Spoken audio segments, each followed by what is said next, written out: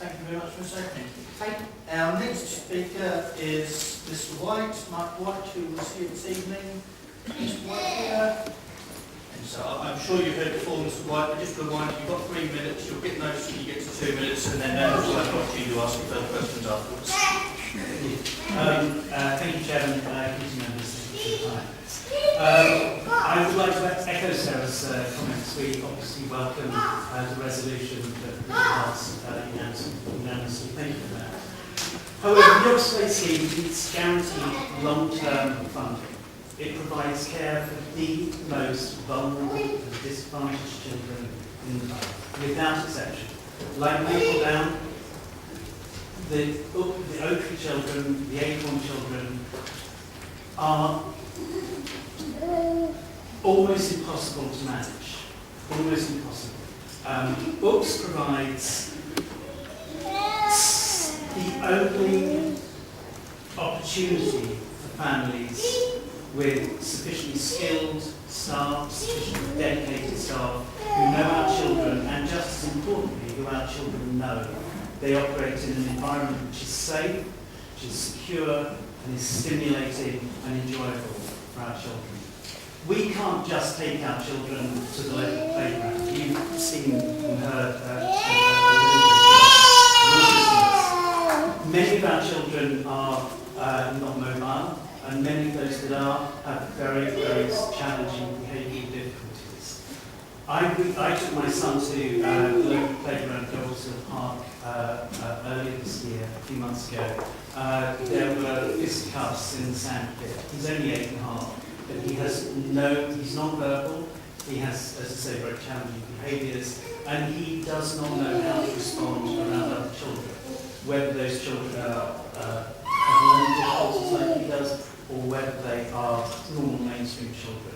Taking our children almost anywhere is fraught with dangers and difficulties. Furthermore, it is very difficult to maintain any kind of semblance of normal life with our children. When my son was born, he's 8.5 now, I was working 5 days a week with the BBC World Service, and I had a wonderful career. With the difficulties that you face, I went there for 4 days, and then 3 days, and then 2 days, and then inevitably 1 day. And much of the time, I don't even manage to do that. Books has been, along with the after-school club, the only reason that I have managed to keep working and have some kind of income and make some kind of positive contribution to our society. Removing books, whether it's in coming months or coming years, in any way would leave me hurling myself on the benefits of the mercy of the taxpayer, the cost of which is enormous. Housing benefit, unemployment benefit, carers allowance, it's not the way forward. I welcome the decision that you made to reinstate funding for the summer. I thank you, but I implore you to ensure that books receives funding going forward. Thank you, Mr. Wyatt.